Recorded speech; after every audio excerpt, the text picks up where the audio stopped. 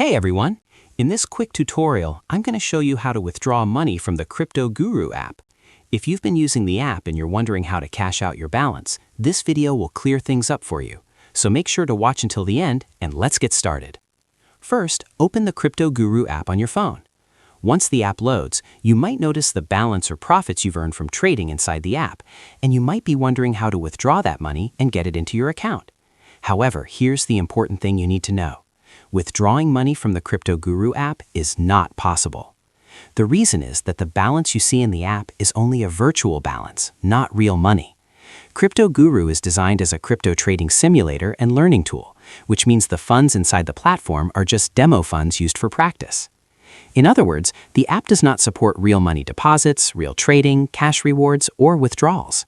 All the trades you make and all the profits you see are part of a simulation environment created to help users learn how crypto trading works.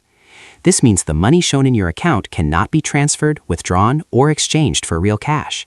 It's simply there so you can test strategies and understand the basics of crypto trading without risking any real funds. And that's basically it. The CryptoGuru app is meant for education and practice only, helping beginners learn trading in a completely risk-free environment.